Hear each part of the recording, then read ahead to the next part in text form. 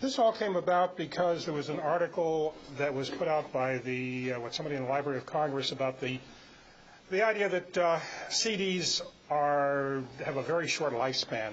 We always thought CDs might last 50 years, 100 years, and I'm forgetting all the details, but basically it was the thought that they were much shorter than that. And, what are you going to save audio to? So we decided to come up with a panel. There were originally going to be 3 of us. John was going to be on the panel, and he called me this evening, earlier today, I should say. He is in, Belgium, right? Actually, it's the Belgium Embassy. He's recording some musical event that they're holding, so he cannot be here tonight. And he did prepare an awful lot of information. He told me about some resources he had, and I said, well, maybe 1 month down the road we can have him come and give that presentation of the information he put together, or turn it over as an article for Jack to run in Radio Recall. In fact, Jack, I keep forgetting that somebody did sent me an email when I mentioned what was going to happen this evening in Gather on the Radio, and they said keep the articles like that going in Radio Recall. So they like to see more a follow-up to the one you ran a few months ago. So, all right, what we'll do tonight, the 2 of us, is discuss different ways that you can save radio as far as your collection. Maybe what are the best ways or some of the ways that you can save your collection, trade with others. And I thought let me take the first half, only because it may lead into what Bill is talking about, and then we'll open it up for discussion. I'd like to see a lot of questions, so why don't you think about questions you may have, and the 2 of us will try to field as many questions as we can. Only because of the mic, I'm just going to sit down and we'll just make this a little more informal. We can really go back to what maybe most people were recording radio shows on when they first started collecting. Reel-to-reel tape. Am I going back too far? Actually, wire, I guess, would be one source, and possibly the disc, a transcription disc. But I think from a trading standpoint, the audio tape and the reel-to-reel tape, at least that's the way I started. Now, I know there was some talk about tape. I just read that recently in another article in another publication, that audio tapes are good for about 50 years. Well, the date on this particular tape is March the 21st, 1953. So we're beyond the 50-year point. Am I right, if my math is correct? Mm-hmm. And I went ahead and recorded a few little pieces off of this tape just today to give you an idea of how things may have held up over the last 50-some years. And let's see. Well, this. I'll get into this in a second. I guess we're as far from one field to the other as we could be. Interesting. This tape box says reel number 1. I got my first tape recorder in 1952, June of '52. I don't know what happened to those first few months. Maybe I couldn't afford tape, because I noticed that most of my dates now were early of 1953, so probably I had to save up to buy a reel of tape. But we'll start with what was on this tape, and I guess many of you probably can guess. Come on in here right now, because there's no school today, and it's time for the Pepsi Party with Big John and Sparky. Did you ever have her over in your leaf fly so see the deal?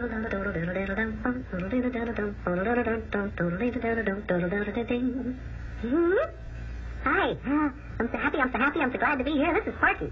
Hello, boys and girls. Well, how's the weather out at your house? I mean, outside of your house. Having a little wet, Queen City of Cincinnati? Yeah. Oh, I'm so glad y'all came to the party today. Let me look around and see if some of my friends are here. Hi, Vance. Well.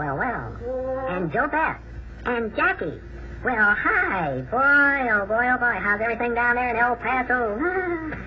And Larry and Janet and Eddie and Pete and Harry and Tom and Dick and Tom, Dick, and Harry. And Margarita and Christine. Hi. Boy, oh boy. Hi, Big John. Hi, Sparky. Oh, Big John, I never thought it could be possible. Is that right? It is. Is that right? Yes. Well, pray tell me, what are you talking about, Hay? General comment of the Universe Patrol, Big. Okay.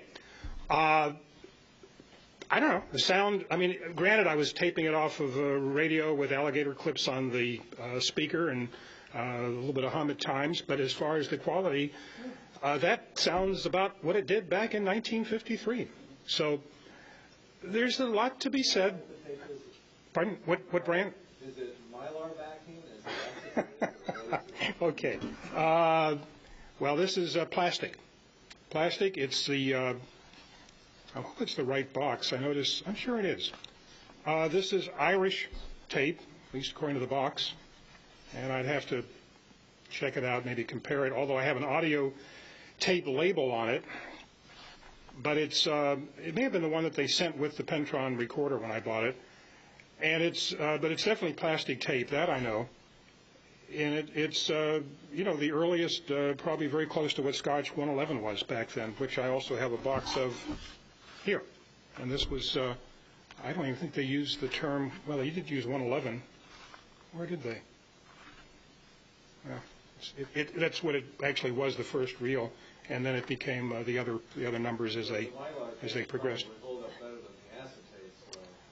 What I'm finding is, as I was playing this, there were a number of splices that I had made over the years, and the splices were coming apart. The tape wasn't breaking. The tape is fine.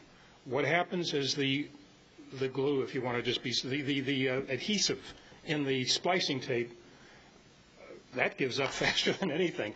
Years ago, we were doing some recordings on audio tape, and I bought boxes and boxes of splicing tape, and I thought, I got a good price by buying it, like 144 reels, spools of it.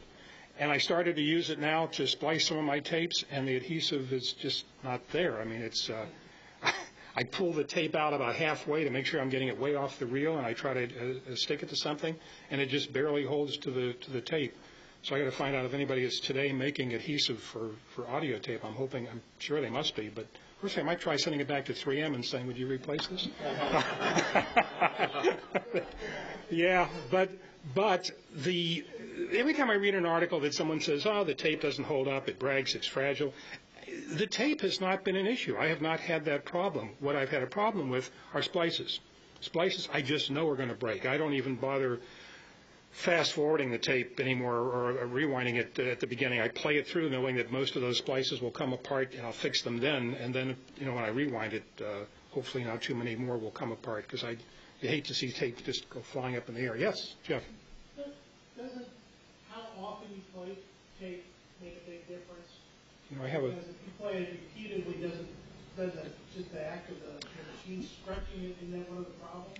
Well, all right. Back in the 50s, we wanted to find out if playing a tape would have any effect on the quality. Now, stretching may be an issue, but what I did is I took a piece of tape about that long and I put it in a loop. And my recorder had pressure pads, so it didn't matter about the tension. Tension wasn't an issue. And I put the tape in a player, turned it on, and we let it run for something like a week. I mean, just playing it over and over and over. I can't remember if we measured the sound at the beginning. The best test, of course, would have been to get an oscilloscope and a meter and just check the level. But we basically did it by listening to it. We had, I think, music and a voice, and then just played it and played it. Well, the tape was very shiny when I took it out of the machine. The base of the oxide was polished, but the sound didn't sound any different. I don't think we lost any sound. Now, you do get a loss in videotape, and that's because on Helicon scan tape, the heads are actually penetrating the tape slightly, and they're brushing off the oxide, which is what you clean when you clean the heads of a videotape recorder. But on audio tape, although you do clean heads and you do pick up a little oxide, it's not all that dirty. Usually you might get it on a brand new tape if it wasn't polished or something. But anyway, as far as sound, audio sound itself, we didn't notice it. When I say a friend of mine and I did this, we were just playing with things. What can we drive this to destruction? And we even tried speeding tape up once to see if we could get a 2-minute tape as short as a beep, which we did. And then we thought maybe we could now bring it back and see if we have any sound, but we never tried that. But we did find that in looping this tape, the audio was still there, and to the ear, it didn't sound like we had lost anything. Stretching, Mylar was tensiled at one point, so that's another area. But I've never found stretching to be that big an issue.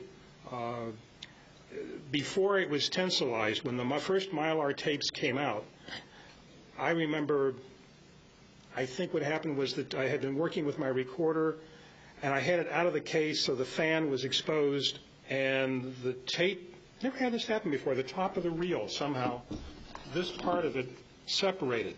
And I suddenly had tape flying up in the air, and of course when it came down, it caught in the fan and just, well, I had wire. I had the equivalent of like a wire recorder. I mean, it was that stuff. When I started pulling it out, it just stretched. And of course, you could do that. You can still do that if you find a piece of Mylar tape that is not tensilized. And it was usually the double and the triple lengths where they try to get 3,600 feet on a 7-inch reel. You could take that tape and pull it, and it will stretch. The tensilized has a much better tension. I think you can give it a little bit of much bigger tugs before you actually get some stretching. But as far as the quality of the tape itself, the tape I found held up. This is reel number 2, which was recorded on January. This is interesting. This was recorded January 23rd. Obviously, I didn't record these in order, so I didn't number them in order. But this was January 23rd, 1953, so this roll is actually older than this one, even though this is numbered reel 2. And that contains a little bit of the Jack Kirkwood show. And let me get up to there.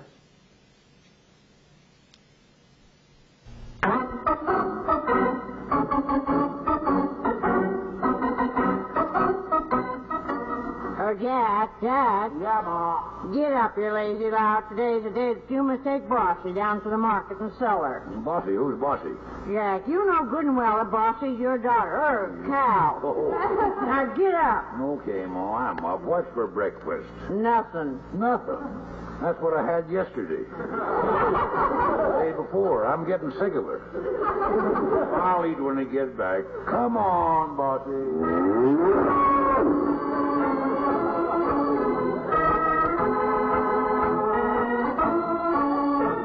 And so Jack drove old Bossy to market. And before you could say, smorgasbord Findletrump, or spell it, he was back home. Okay. Well, again, dealing with something which is back in 1953, a few months earlier than that, quality really hasn't suffered. But again, when I played this tape, I found that there were a number of splices, and I've got to go back and put it back together again when I get home. But these splices do come apart, but the tape looks very good. Not any curl. It went through a machine that did not have pressure pads. It was based strictly on tension. And I know if your tape does curl under those conditions, you're going to lose contact with the heads. In this case, didn't have that issue. Okay, so we know that the tape is still possible, but of course the machines aren't. I don't know where you're going to find. I'm not even sure if anybody's making a reel-to-reel machine anymore. So now, the thing I always liked or disliked about the analog world is in trading. I would make a copy to send to somebody of this tape, and immediately we lost quality because we're going down a generation. Somebody might be sending me a copy of 3 or 4 generations away. We're getting tape hiss. The possibility of print-through with tape that sat on the shelf for too long. Crosstalk, because some people would try to record left and right channels at the same time to save time instead of recording just one track at a time, and then you'd get some crosstalk, which means that you hear what was on the second channel coming through on the first channel. So there were a lot of problems that I found in trading with somebody. It was hard to maintain. It was doable, but sometimes you know that they had a good quality recording, but the dub they were making for you had lost something, and then of course once that happened, and the changes kept going down and down. So when we got to a digital world, I thought, this is great. Now we've got something digital. When you create it, as long as you do a good job of creating it, it's going to stay the same way no matter how many copies you make. I didn't realize that there'd be something called MP3s and all kinds of compression And so that's a whole new world that I'm not sure if Bill will touch on that or not. But so every format seems to have its positive and negative sides. Now, a few years ago, one of the things we used to do would be recording conferences, and I've been using tape decks for that. And it had been a while, and I was planning to do a recording session, and I happened to stop in at one of the stores up in our area, and I said, what are guys using today for recording? And he said, well, that's the whole thing about the recording industry. Nobody really knows what to use. The DAT machine had been out for a while, and that was the latest thing for musicians, and then suddenly the DAT tapes were having problems. They had shorter life than expected. There were 2 formats. So then they went to the mini disc, and then, I don't know, the mini disc seemed to be okay for me, and some people didn't like it because the rate of compression was a little too high for them. And suddenly the next thing up was recording on hard drives. I don't trust a hard drive. It's not a matter of if a hard drive will crash. It's a matter of when it will crash. I mean, at some point in time, a hard drive will crash. It may be a year, it may be 5 years, it may be 13 years, but it's going to happen. So the latest thing now are these recorders that record on a flash drive. Now, again, I was hoping that Sean would be here. I think he might have talked about that area. These little things, there's a gigabyte of memory. You talk about storage.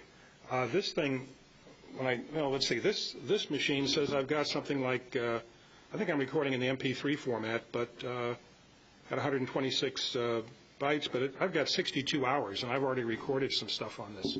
So I think there's probably over 100 hours on one of these little things. I mean, imagine how many reels of tape or even CDs you'd have to accumulate to store what's on this. I'm not sure about the life of these things, and I think they're probably too new to know, but they're probably more dependable than an optical disc, less chance of damaging it. But then you get back to everything about digital, and that is if something happens to this, everything that you have on it is gone. If I break a piece of this tape, I still have the rest of it. If a cassette shell breaks, you can always put the tape in another shell. You know, I always said nothing lasts forever, and it's like we're dealing. Everything is man-made. I mean, we're dealing in an area that things have been invented along the road. When you get started young enough to see all the transitions from wire to this, and you see the span of things, and yet you realize that probably there's going to be something to replace this, and so nothing really, I guess, is meant to last a complete lifetime or forever. So it's a case of get the best that you can at this point in time, maybe save what you have originally, transfer it over to that, and down the road, if something better comes up, transfer it over to that. But work with what's available now, and keep backups. There's, like I say, I've got all my original reel-to-reel tapes, and they're on a shelf. And other than one or two tapes that had a squeaking problem when Ampex had a bass or an oxide problem years ago, they all play. I don't have a problem reaching for a tape. In trading with somebody, I opened a tape up that I had traded with someone back in the 70s, had never bothered to open the tape, and I was looking for a show, saw on the box that it was on that particular box, picked the tape up, and all this brown powder came out. I've never seen that happen before and never seen it happen since. Oxide. I don't know what the tape was. I forget the brand now, but I think it was a white box tape, so I had no idea what it was. Somehow all the oxide just came off, and I put it in the machine and I went to play it, and all I could hear was garbledygook. I mean, it was just literally like all the sound, just nothing but just noise. The tape backing itself was okay? Tape backing was fine, but the oxide just. Now I've had reel-to-reel videotape turn white on me, and again, oxide of that has come off, and I get no picture. I thought maybe if I could buff that up, but I was told, no, the white stuff you see is your oxide just coming off the tape. So, but like I say, video is a whole other area. Audio, at least, is a little more, less problems with audio than video as far as storage and as far as of using tape. But the, just to round this up, because I want to, we're going to, like I say, after Bill talks, we're going to throw this up to questions. I think the key to anything that you want to use is to look for a format that doesn't have a loss in duplicating, has a long storage life with no loss of quality over a period of time, will give you a high-quality recording at that moment in time, is basically inexpensive because we're not dealing with professional, we're hobbyists. This used to cost, these reels back when I was a kid, I mean, I paid $3.50, and that was my allowance. You know, I mean, that was coming out of my allowance. That's why I didn't record a lot of things when I was 13 years old, because I couldn't afford to buy a lot of tapes. I mean, today it's nothing to spend, you know, whatever it is for tapes or whatever, but that was expensive. So you want to keep it basically inexpensive, easy to use, and have some kind of standard. Today, there is no standard. I recorded this in my computer as a mono file onto my hard drive and copied it over to this flash card and inserted it in the player, and it wouldn't play. And I called the company I got it from, and I said, any kind of software I might need? And he said no. He said, make sure it's in the right directory. And I started thinking, I said, well, I put it in the stereo directory. I wonder if I have to have this file in stereo. So I pulled it into Audition, encoded, changed it over to stereo, pulled it back into the card, put it in the machine, and it played. So again, we're not dealing with a lot of standards today. I mean, there are a lot of formats, and it's not like years ago any tape deck would play this. Years ago, any 16-millimeter projector would run a movie you have. The world of videotape is even worse. And then, what was my last one? Whatever is accepted, hopefully that format will be around for a while. Over the last, 10 or 15 years, we've really seen the DAT tape come and go, the mini disc come and go, people using hard drives, people not using hard drives, the flash card, and I'm sure within the next couple of years someone will have a replacement for these. So it's a question that doesn't have any. It's not a white and black answer. There's not a simple answer to this.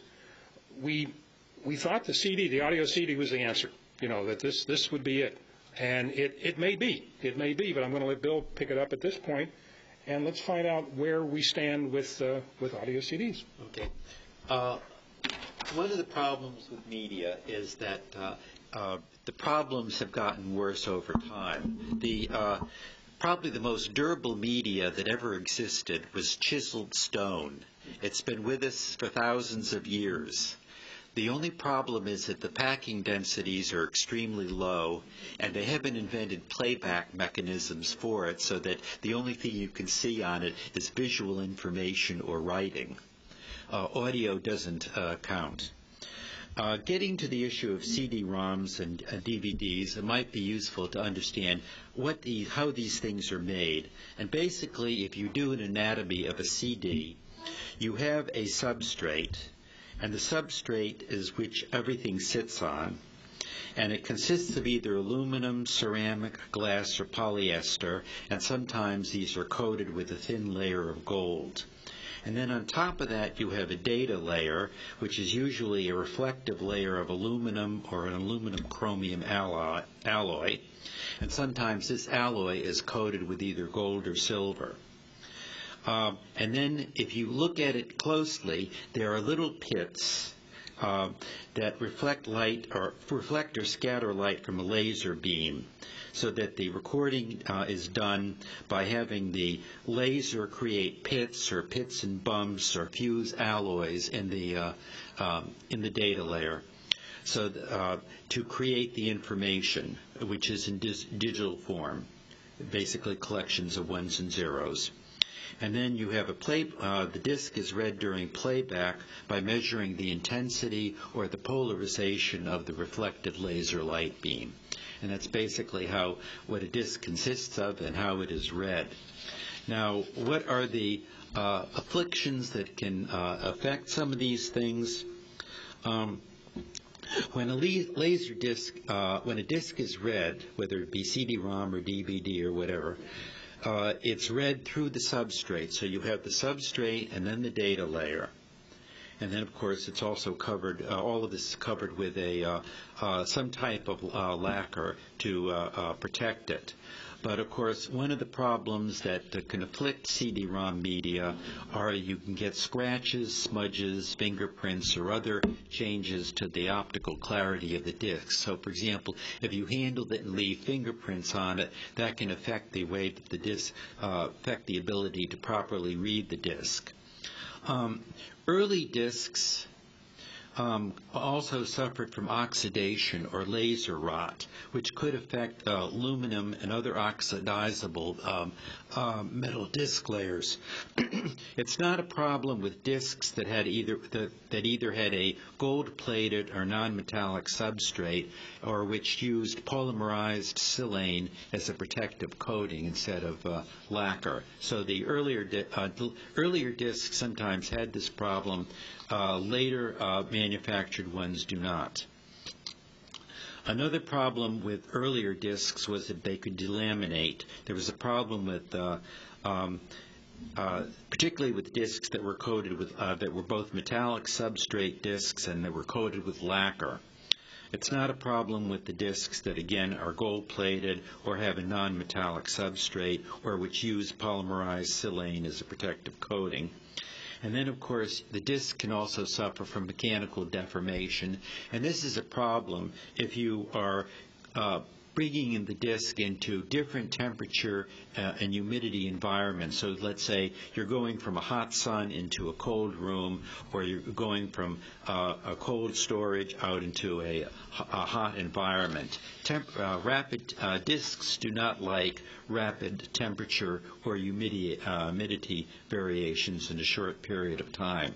They sort of like constant and temperatures and humidities.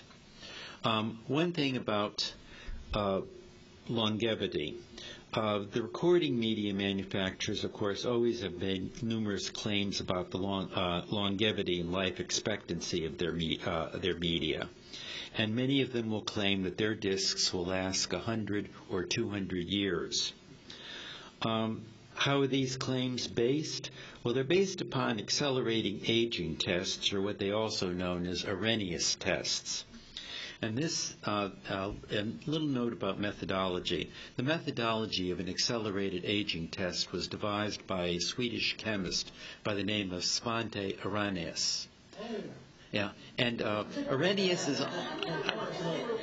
Yeah, and Arrhenius is also noted for another thing. He was also the first to theorize that by pumping carbon dioxide into the atmosphere, you would have global warming. So he was the first one to come up with the concept of global warming. But getting back to his aging test, it's based upon these premises. The degradation of any recording media is caused by chemical reactions. Degradation is a chemical reaction process. And these chemical reactions are accelerated by heat or by humidity or by environmental pollutants in the atmosphere. It's the interaction of these phenomena that create degradation.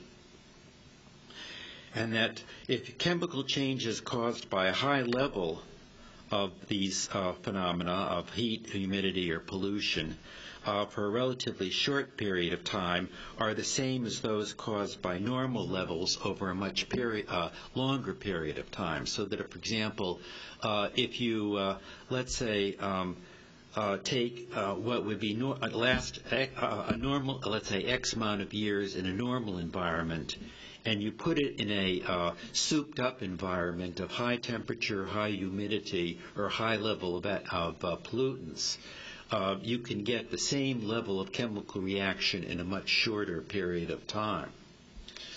So so this is the basic methodology. Also, he presupposed that chemical reactions in the media are linear and produce single-order effects, which means that basically it's pretty much proportional over a period of time.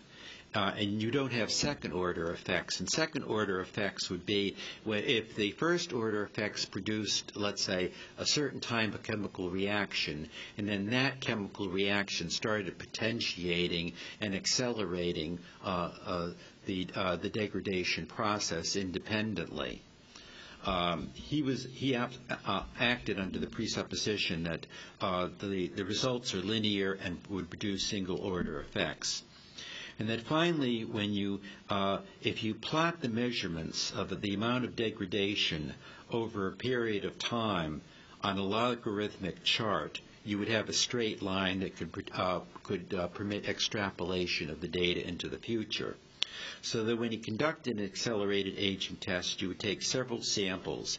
And typically, for example, what they would do would be they'd take identical media, such as a CD-ROM or DVD, or it could also be done with tape or any type of media.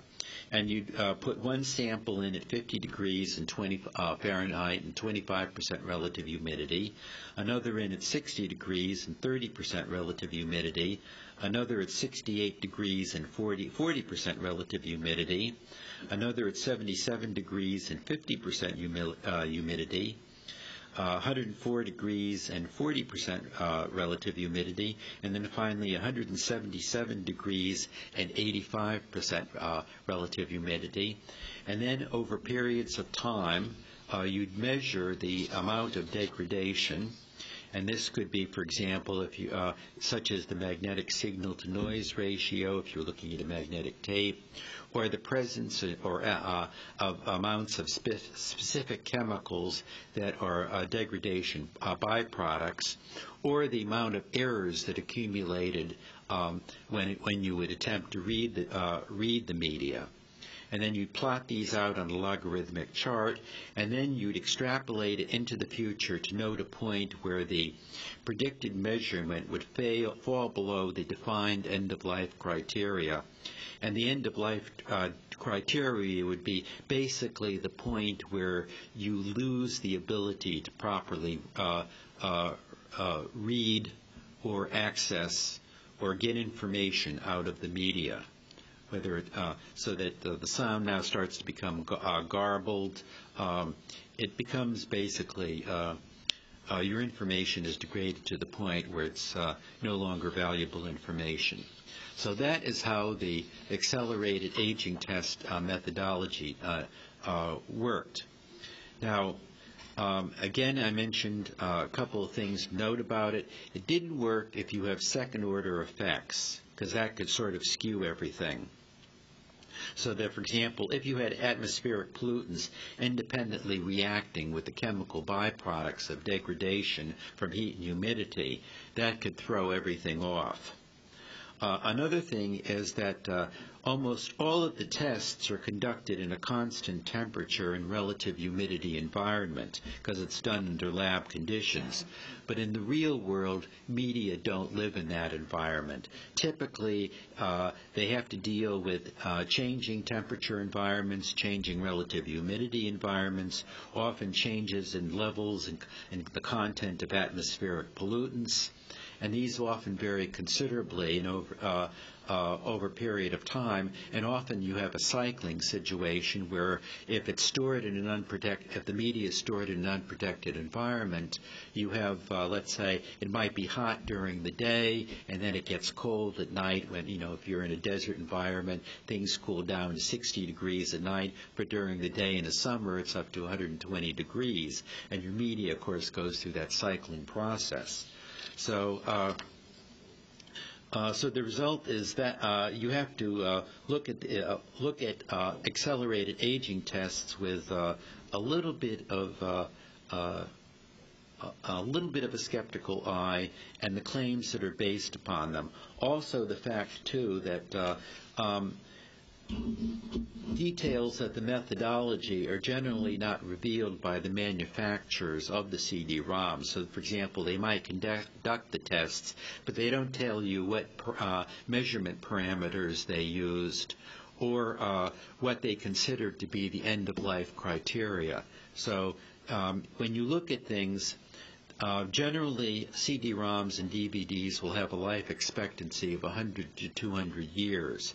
But again, you have to look at it in terms of the methodology, what the manufacturers have told you about it, and the fact, too, that the figures will vary depending upon whether you're storing it under normal environmental conditions, a room that does not have environmental protection, or, for example, archival storage where the temperature and humidity are controlled, and generally, let's say, stored at something like an archivally recommended standard of 40 degrees Fahrenheit and 30% relative humidity. And when these are taken out to play, they're staged properly beforehand. So that's basically the note, too. And also another thing, too, is that about Arrhenius tests is that the various elements of a media, and remember a CD-ROM and videotape and audio tape are composite entities. They're composed of different things, and the different elements of the media may be affected by different factors, so they might age differently. In other words, the substrate might be fine, but the other aspects of the might degrade. With an audio tape, for example, the substrate, the backing, the mylar or polyester terephthalate backing might be perfectly fine, but the binder might begin to degrade. And that often you can get different test results from the same media product from different manufacturers. They don't always come back the same. And again, the life expectancy estimates will vary depending upon the end-of-life criteria and the value parameters that are used. So, for example, if you have a read error rate when you're reading a CD, what value constitutes the end of life? There's no standard as to what that might be, and it can vary from manufacturer to manufacturer. So, any questions? Yes. How do we determine what's the best one format for digital? Do you? I mean, is the price of it the difference of the quality? Basically, if you're going to be trying to preserve your material on CD-ROMs, get one from a relatively standard manufacturer, the ones that the quality, well-known brand name manufacturers, and preferably the ones that have a gold on them, either a gold-plated substrate and data layer. The ones that are considered, those are the ones that are generally considered to be archival, and those you can pretty much pretty much assume will be largely, best in terms of long-term preservation. But, go with the standard quality manufacturer. In other words, don't use the off-brand stuff. It's going to be a special order, not going to Staples. Right, yeah. Any particular brands that you found that you like over others? No, basically, if you go with the disc manufacturers that are the well-known manufacturers, the standard ones, the ones that have been in the business for a long period of time and have a general reputation for quality, go with those. How long will it last? What's the average? What do you think it is now? Well, according to the accelerated aging tests, they generally say that they'll last from 100 to 200 years if stored under proper environmental conditions. Is that the case for both one-time write type discs versus multiple read-write type discs? No, this is for the write once discs. The Your CDRs, yeah, for your CDRWs, right? Yeah, right. In other words, the CDRWs, it's a completely different because, first of all, you are continually rewriting and changing aspects. Basically, in that case, what you're doing is you're creating different alloys with the laser disc so that it can be continually rewritten. And that is a little bit more susceptible to change over periods. That's more susceptible to changes over periods of time than the write once, which usually use the pit method. And the pits, because the pit is sort of a physical indentation in the disc itself, it's a much more durable thing. Bill, you used an RW and you only recorded on it once. Yeah. How long could you expect that to last versus, say, a write once type disc? I don't know. I haven't actually seen any studies on the RWs that have been used only once. Bill, aren't you mentioned pits, a CDR where you're recording it yourself with a laser, that works on a die process, isn't it? And when you're talking about a CD that you buy in the store, I'm guessing this is a commercial one, I don't know. Yeah, a commercial disc, this is where you get your pits, and because this was burned with basically little holes in there that the laser then reads either hole or no hole, or pit or no pit. Yeah, yeah. But when you're dealing with a CDR, anything that we're burning, that the average person is burning, you're now dealing with a die. And then it's a matter of the different kinds of dyes that have been used over the years, so blue or gold or silver, I guess. And, and that's what I think becomes the issue. Some people feel one type of dye over another type of dye. Yeah, it's not so much. That is, that can be a factor. But I haven't seen too much. In other words, basically, there's a tendency for the manufacturers, insofar as they've done these tests and what has been written about them, has been just simply focusing in almost a more generic sense. In other words, taking CD-ROMs, not really defining specifically the manufacturing processes that they used to make the media. But just the generic CD itself is how it holds up versus not holding up, as opposed to this brand versus that brand. Yeah. I mean, for commercially produced CDs, how long do you expect those to last? I would expect that they would last fairly long because of the fact that there's generally a quality control involved in their manufacture, and the fact that whether or not they do last or don't last would reflect adversely on the manufacturer. So they have good incentive to use quality control and manufacturing methods that would ensure relative longevity. Would you expect those to last longer than ones that people record themselves? I would think so, yes. And of course, another thing when it comes to preservation, the thing about preservation in media is that often, and in most cases, the recording media, no matter what it is, will last longer than the playback devices. You can't find, for example, too many playback devices, let's say, for 8 tracks nowadays, and some of the when a media format is no longer supported, typically what happens is the playback devices are then no longer supported by the manufacturer, and consequently they don't make the components but with which they can be repaired, and you eventually have to start cannibalizing the playback machine, so that while of course nowadays you do have some backward type of compatibility. For example, a Blu-ray player will play a DVD, and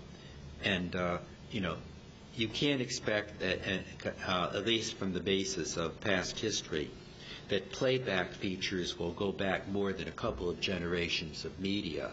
So that, for example, let's say if you have you jump into the future 200 years, you still may have CD-ROM that is playable, but you may not have a device then that can play it back. The media that exists at the time will not necessarily have the complete backward capability to play back the device. And of course, one of the things that archives that store these older types of media find out that they have to become museums of playback equipment so that they can eventually play it back, because the technologies, the playback technologies, are no longer being preserved. For example, in terms of the video media, which I'm more familiar with directly.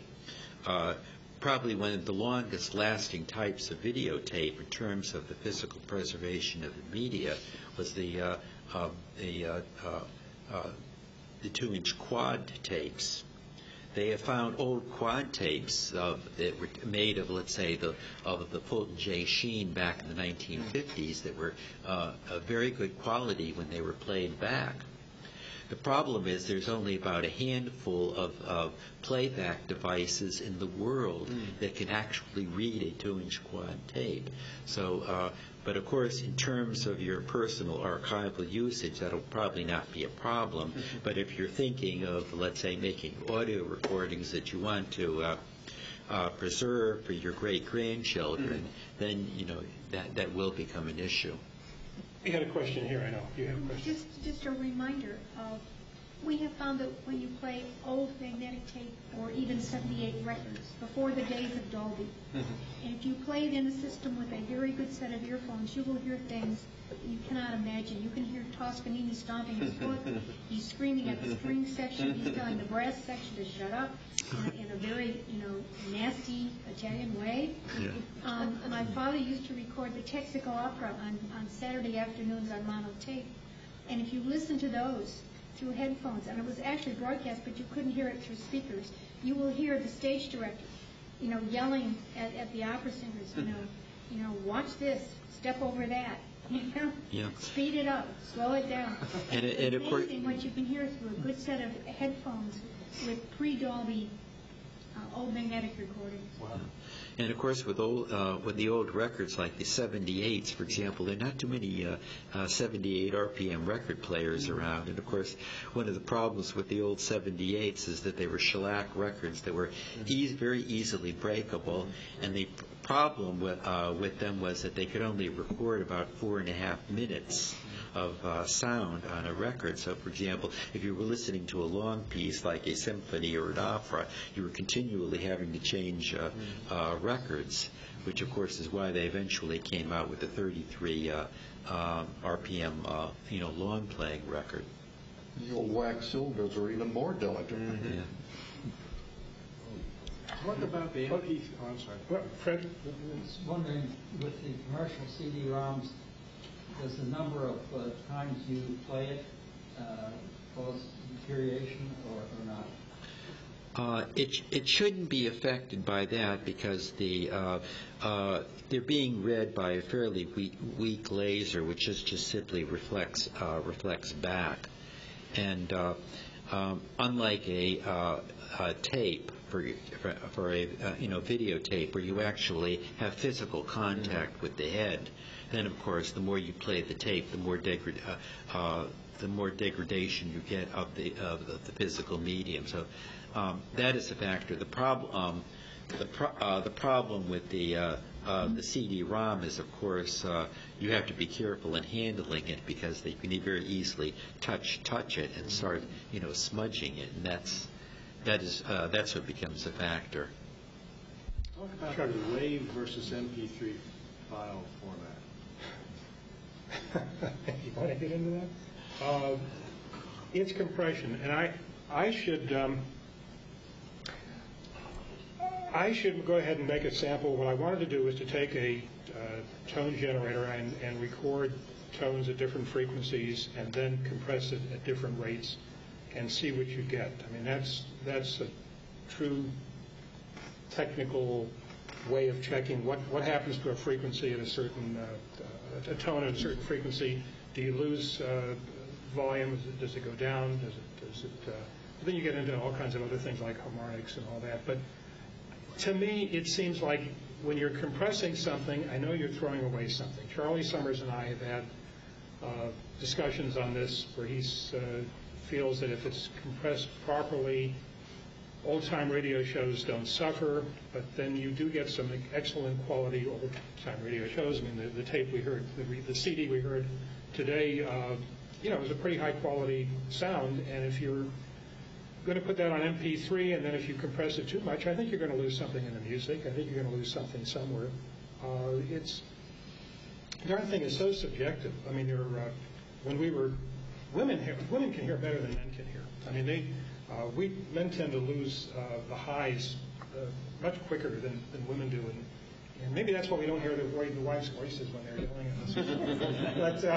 But I remember reading something about that years ago. But the first thing to go are the high frequencies. I mean, you may hear sounds just fine, the normal talking speech, but the high frequencies go. So the ability to hear 20,000 cycles, 18,000 cycles, that starts to go. And I think that's what may be something that maybe that's what's being lost on some of the MP3s. But again, I'd have to do the test, and then I could, which I really should do, because then I'm curious myself.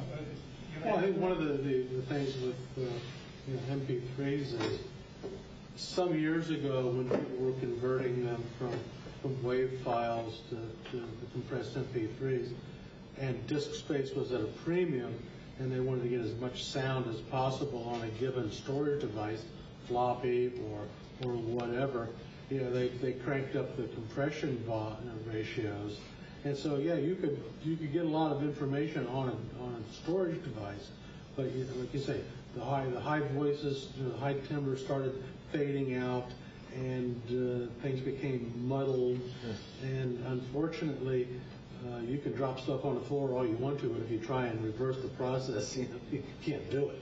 Of course, one thing too is, of course, if you look at some of the programs, for example, some of the older audio CDs that had, for example, radio shows on them.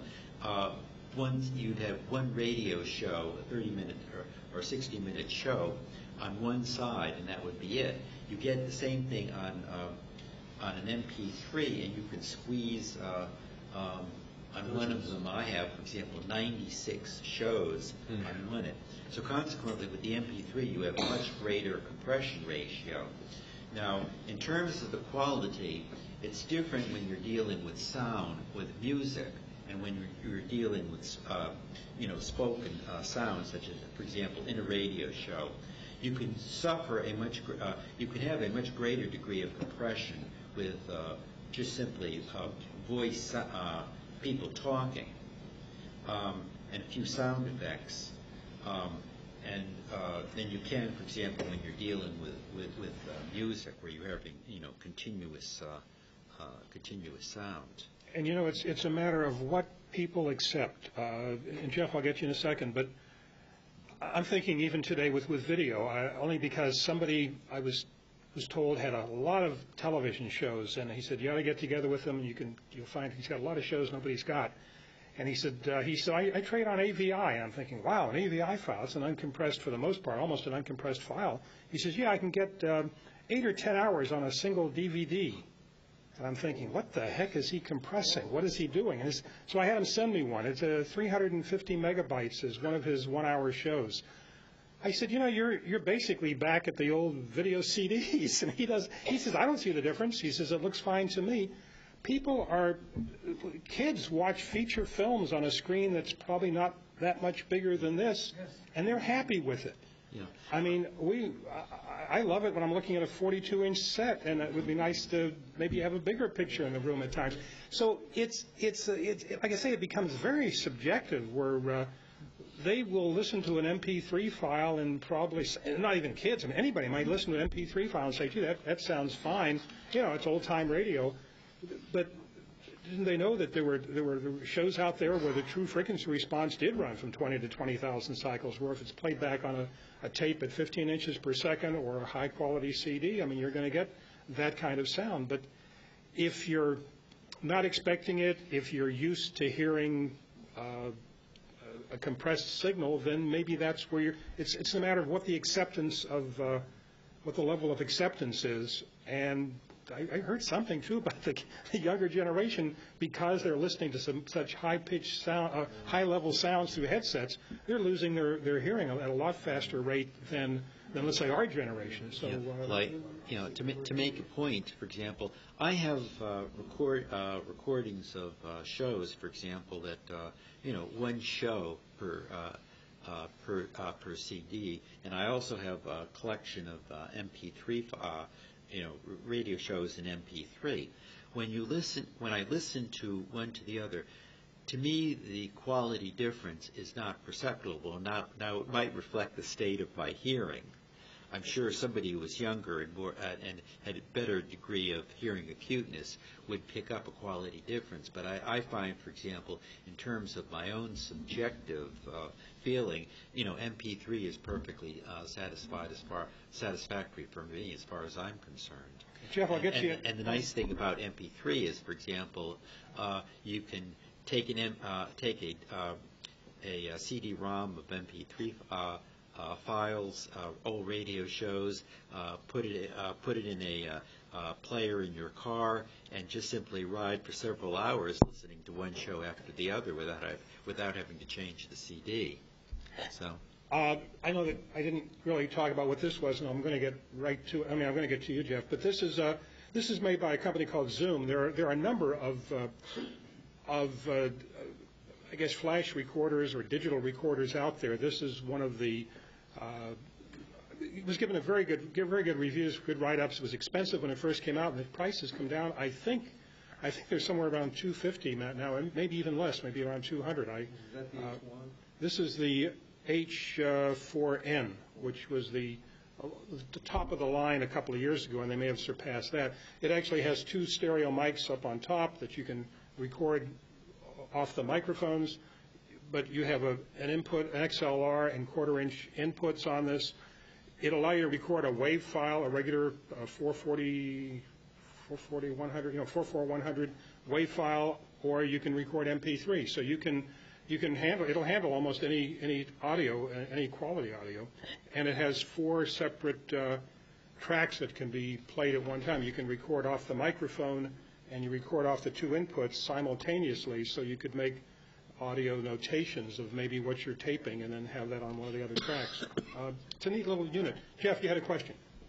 I just wanted to pull a couple of things about the MP3s. One, for most of us at our age, you hit on it. Our hearing isn't what it was when we were 25. So most of us aren't going to hear the difference, especially in old-time radio. And I think the other thing that needs to be brought up here is the original recording on those transcription discs doesn't have the fidelity that it does in the later 50s and the 60s, to where we start getting into higher fidelity original recordings. So almost like what you said, you never started up here. You started down here on these recordings. So for most of us, MP3s for these old-time radio shows are perfectly fine. I don't know that I would do new symphony programs on an MP3 file, because I think you're right. I think you'll lose a lot if it's more music-oriented, where you've got a tremendous range of instrumentation, tremendous range of where your sound, like you said, 20 to 20,000. If you're going to do all of that, you probably want it in a native format. But for the old-time radio, it's back to what Bill said. I've got an iPod with 4,000 shows on it. One device, 101 days of playback, 24/7. I'm not going to have to replace it for a very long time. It's fine. And in MP3, there are different levels of compression. And this is something Charlie Summers was up. I brought him up on a panel that we did at FOTR a couple of years ago. And I wanted Charlie, because he's big on compressing files, I said, I want you to explain what the difference is between the different compression rates. What should we expect to use? Should we use 128? Should we use 32? And then at even 32, there's a choice of the bit rate, as I recall. There are 2 numbers in there. And he didn't want to answer that. He just, I don't know why he evaded it, but those are the kind of questions I think we need to find someone that's maybe an expert in that area. What should we stay away from? What's considered, well, that's actually at a level that's almost garbage, and the other is not a bad level of compression. It's kind of like video DVDs today. You know, if you have a DVD recorder, you've got a 1 hour mode, you've got a 6 or 8 hour mode. Well, you record something in a 1 hour mode and then record the same thing at the 6 or 8 hour, depending on what your machine is, you'll see the difference. I mean, if you don't see the difference, you got to see the difference. I mean, there is a difference. There is a difference. And I'm sure that same difference exists with audio between one type of MP3 file and another. We're compressing. We're doing away with a certain amount of information. When you get rid of certain pieces of information, something is happening. Before I get back to you, Jeff, there's a question. Take out redundant sounds. So if your C chord has multiple levels of I'm not going to get this right, but I'm going to say frequency. And you can take out a lot of that, and you'll still hear it. It won't be as rich. It won't be as in-depth. Again, it goes back to the original recording. If you've got a really well-mastered tape, you'll hear all of that. Even at our age, we'll notice differences. We may not be able to hear that whole range, but it will affect how we hear it. Tim, you had a question? I listen to some radio shows as podcasts, and they're basically talk shows.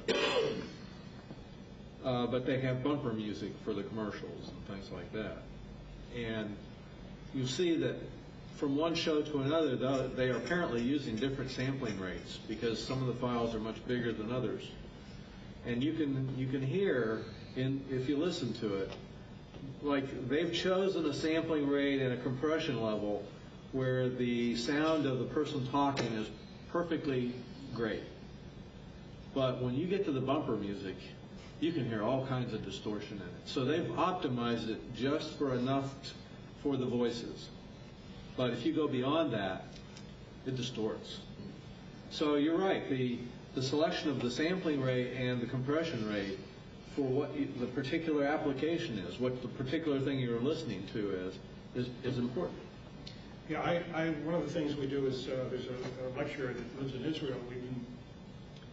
We were making CDs of his lecture for distribution all over the world, and we were at one time duplicating 1,200 CDs a week for this company.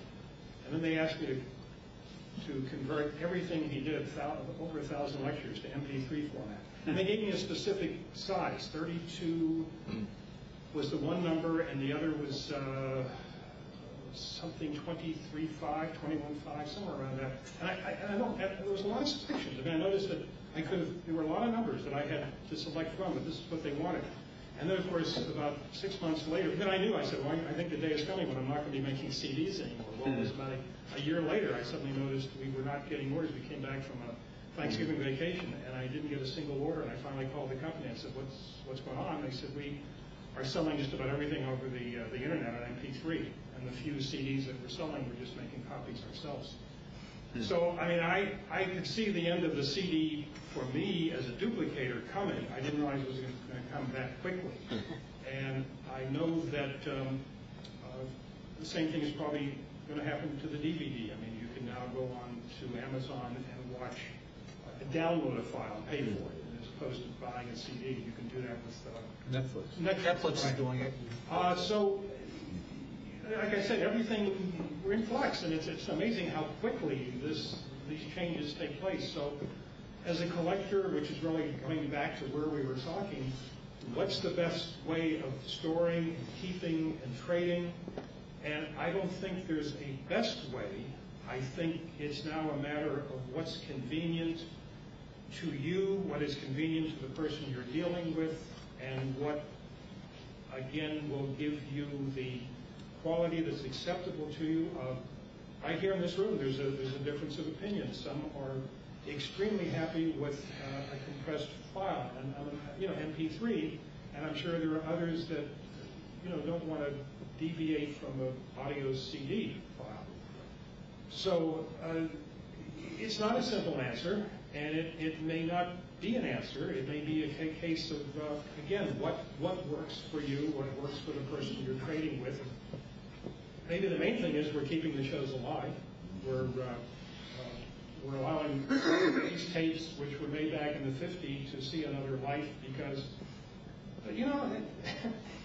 this isn't going anywhere. That's, of course, the recorders may go somewhere. But as I mentioned, the tape is still playable. But maybe another 100 years, maybe a strong magnetic field can take this thing out, and at least you put that next to a magnet, and it's not a problem. I mean, lay a telephone on top of this, and you've erased the tape. Lay the receiver to a telephone with the old regular headset, and you've erased the tape. So that's the other thing: is how protected are they? How whatever format you're using, how safe is it? As far as will it hold up over normal use? And but then this is not only can this be scratched, and it's happened to me a couple of times. You put a CD in a machine and you hit that button too quickly when you realize, hey, it wasn't sitting exactly in the drawer like it should have been. And so as the drawer goes in with the CD, it catches it, and you see these beautiful scratches on either side, and you know that, well, that one's gone. At least the end of the material. So everything has its limitations, has its pros and cons, and we're still not at the. I don't think we're at the perfect medium, but we're seeing a lot of mediums. So I guess it's an experimental stage. I think that's probably what's happening. The manufacturers are throwing a lot of things out there because they want to manufacture this. And now that you bought this, they want to give you something else. And when we were recording on tape, that really was a matter of let's make it better. We're not thinking of changing from tape to something else. We're just trying to improve the quality. Now it's that's a hard drive you have there, isn't it? No, this is a tape. This is a that's a flash drive. Yeah. And I can put up to at least a 4 gig in here. I'm not sure if I would take an 8 gig or not. I haven't tried that. But that's it. I mean, when I take this out, there's no other means of recording. And I didn't want to go with a hard drive because I don't trust them. I mean, even on a videotape recorder, and I know that there are cameras out today that record on hard drives, and I wanted to record the last convention on something other than tape. So I said to my supplier, I said, what can I record on? He gave me a CF card, which gave me 4 hours and about 40 minutes on a card that cost me about $250. So what I had to do was download every card that I filled up into a computer onto a hard drive, but quickly copy it over to a DVD or multiple drives, and then just keep going. But again, that's another area. I guess we've kind of hit our limit, which I wanted to do about an hour and 15 minutes. This can go on. John had told me he put together a lot of information, which will either appear in Radio Recall, or he may schedule him to come in and do a 30-minute talk of what he came up with. But I think it's a discussion that we will be having over the years as things go on. Mike, let me maybe turn the... Well, before we break, I'd like to say 2 things. One is thank you very much for an excellent presentation.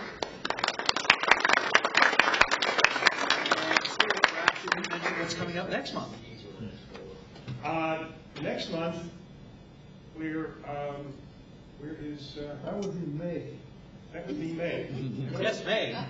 Believe it or not, it's coming sooner than we think. We may have a program. Huh? No, we have a program in May. I have to give. I want to make sure that I bumped the program we were going to do in May. All right, so that you know what's going on. Originally in May, we were going to have the sound effects that Chuck put together, and we're going to become a bunch of scripts that were then going to be dramatized. Because there's a convention in Cincinnati of Old Time Radio. I'll be attending it. I'm not sure, Jack, are you going to that? No, you're not, but I'm sure there's maybe 1 or 2 others. And I thought, let's move it away from the convention. So we're now doing that presentation in August. I was talking with John, and I wrote the book on John Abbott. He just left. And he left. Abbott. But Abbott. $90 a book. $90 a book. John Abbott's the author. Anyway, his website, I just realized his website or his email address is Johnny Dollar.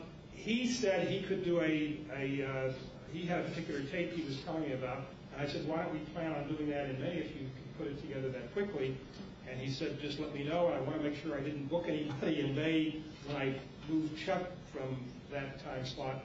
So I will know definitely when I get home tonight what we're doing. I have a hunch it will be John Abbott doing a presentation that deals with Johnny Dollar. Yes? I want to tell you, Lee and I interviewed him on Out of the Past. Right.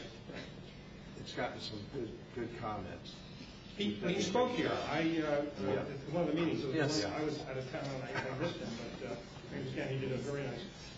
He has a theme to Johnny Dollar on his cell phone. And when we opened the show, he put his cell phone up to the microphone. That's how we didn't expect that. So May will possibly be John Abbott, and I will get that information out and gather around the radio and maybe. And of course, June's the lunch and radio recall too, whatever. You know, are we on our lead time, or I know what we're doing for the rest of the year. If I gave you the schedule, I guess you want to publish it, and that. Also, our website. Edgar asked me to make sure that our website contains. I don't do a website, but I just said it today. It wasn't up to date because the last mention he had was March. So I sent Bob Bobby a complete schedule up to the end of the year. I'm just saying that the front of the website simply said we had a March meeting coming up. So we all have to kind of get on Bob. I realize it's a volunteer position, but let's see if he has an issue with getting all that up there. Because it's true, we direct people to the website as far as the club goes, yes, and it should be accurate. So let's do that. Let's have our social hour and a very brief business meeting. Okay, so everybody just go in the back. Good. Thank you. All right. Socialize. Socialize. Yeah. Cassette. Very good. Somebody wants to Bill doesn't